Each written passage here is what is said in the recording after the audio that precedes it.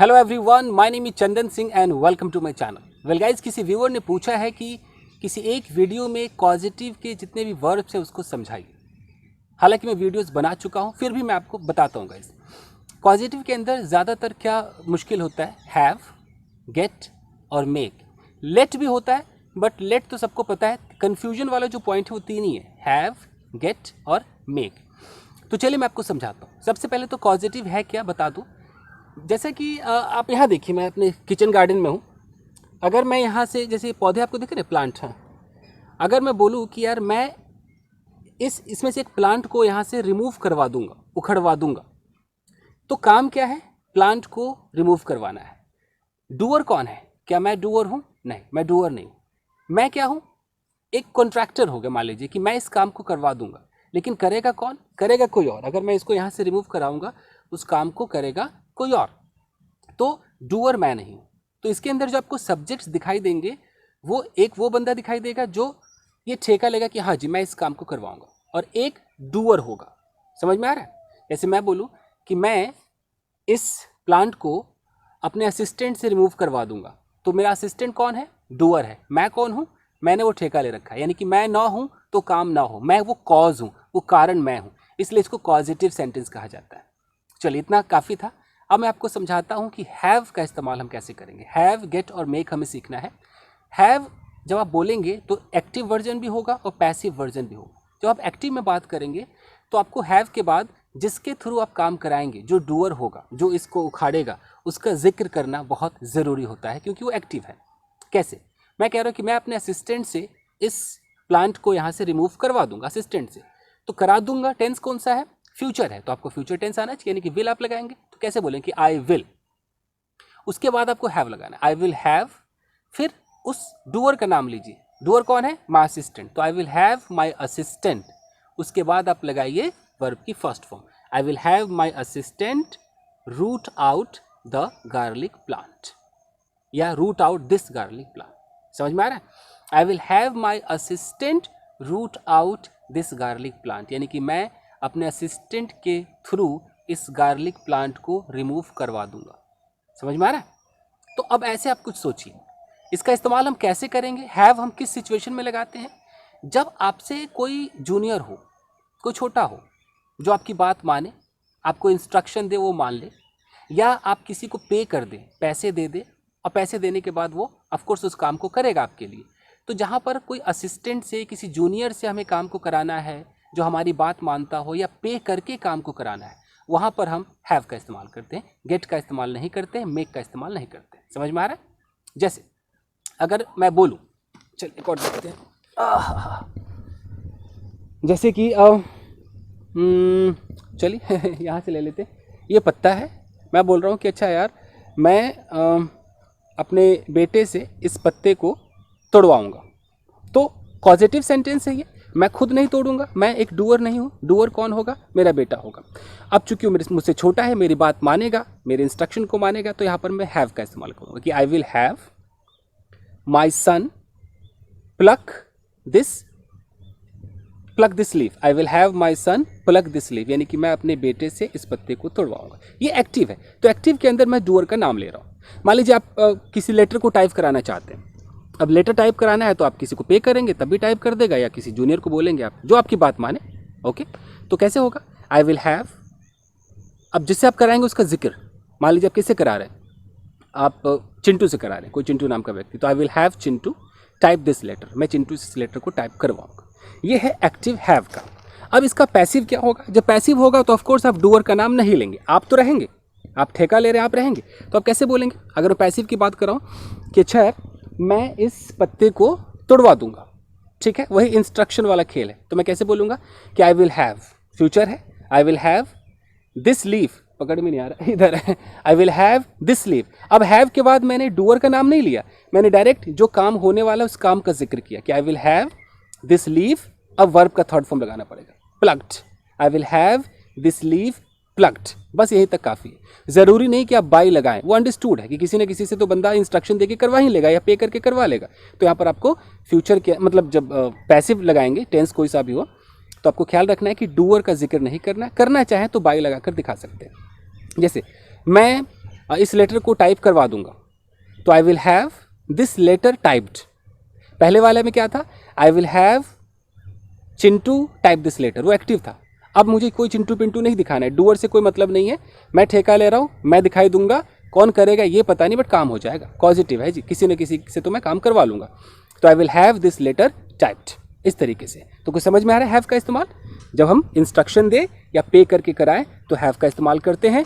Active भी हो गया और पैसिव भी हो गया। चलिए अब जैसे कि और कुछ एग्जांपल ले लें।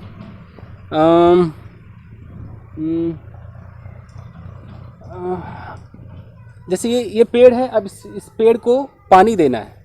मैं कह रहा हूँ कि अच्छा मैं इसमें पानी दिलवा दूंगा, तो अगर मैं खुद पानी दूंगा तो I will water this tree, I will water this tree. लेकिन अगर मैं किसी जूनियर से पानी दिलवाऊंगा तो एक्टिव के अंदर क्या होगा कि आई विल हैव रोहन, मान लीजिए रोहन नाम का व्यक्ति, आई will have Rohan water this tree. और अगर मैं पैसिव में बोलूंगा तो I will have this tree watered, I will have this tree watered, यानी कि मैं इस पेड़ को पानी दिलवा दूंगा। बाय फलाना या बाय चिलाना डजेंट मैटर, चाहो तो दिखाओ, नहीं तो ना दिखाओ, ज़्यादातर नहीं दिखाते। आई थिंक इतना क्लियर होगा। ये था आपका हैव गाइस। अब हैव के बाद आता है गेट, कि गेट का सिचुएशन क्या है। तो हैव के अंदर आपने देखा कि किसी जूनियर से इंस्ट्रक्शन देकर या पे करके कराते हैं। गेट के अंदर क्या होता है, हम किसी को कन्विंस कर लेते हैं, हम बड़े चालू होते हैं, हम किसी को कन्विंस कर लेते हैं, उसे पटा लेते हैं, उसे परसुएड कर लेते हैं, वहाँ पर हम गेट का इस्तेमाल करते हैं। अब आप भाई किसी को भी पटा सकते हैं, किसी को भी कन्विंस कर सकते हैं, चाहे आपका फैमिली मेम्बर हो, बाहर का हो, वो आपके ऊपर, कैसे भी आप उसको अपने झांसे में ले आएंगे, तो वहाँ पर आप गेट का इस्तेमाल करेंगे। समझ में आ रहा है? चलिए अब गेट से अगर मैं देखूँ तो मैं बोलूँ कि अच्छा यार मैं इस लीफ को यहाँ से कटवा दूंगा, ठीक है। मैं एक्टिव में भी बोल सकता हूँ, पैसिव में भी बोल सकता हूँ। अब मुझे कन्विंस करना है, हैव से तो है हो ही गया, लेकिन अब मुझे वो इंस्ट्रक्शन या पे नहीं करना है, किसी को बस झांसे में ले लेना है, उससे इस काम को करा लेना है। तो मैं इस पत्ते को यहाँ से कटवा दूंगा। अगर मैं एक्टिव में बोलूँ गेट वाला फैमिली, तो मैं बोलूँगा कि I will gate, so I will gate, मान लीजिए राम से करवाऊंगा, आई विल गेट राम। अब यहाँ पर आपको टू के साथ V1 लगाना है। I will get Ram to cut this leaf, I will get Ram to cut this leaf. यानी कि जब गेट वाला आप एक्टिव करेंगे तो आपको फिर टू लगाना पड़ेगा। हैव वाले में क्या था, I will have Ram cut this leaf, ठीक है। गेट वाले में क्या होगा, I will get Ram to cut this leaf. तो यहाँ टू का आपको ख्याल रखना है। अगर आप किसी एग्जामिनेशन की तैयारी करते हैं तो फिर आप फंसेंगे, क्योंकि अब अगर गेट वाला एक्टिव के अंदर है तो आपको टू फिर लगाना पड़ेगा। ओके, जैसे कि मैं इन पौधों को चिंटू से रिमूव करवा दूंगा, कन्विंस करके, उसको अपने झांसे में लेकर के, परसुएड करके। तो क्या होगा कि I will get Chintu to remove these plants, I will get Chintu to remove these plants. समझ में आ रहा है? अगर हैव से होता तो हम टू नहीं लगाते, और हैव का मतलब क्या समझा जाता कि हमने किसी को कन्विंस नहीं किया है, हमने इंस्ट्रक्शन दिया है, वो हमारी बात ऑफकोर्स मानेगा, हमारा जूनियर है जी, या हमने पे किया है। ये हैव से फीलिंग आती है। गेट से क्या लगता है, अच्छा कन्विंस कर लिया इसने, अब परसुएड कर लिया है, पटा लिया है, जहाँ से मिले लिया है, ये पता चलता है।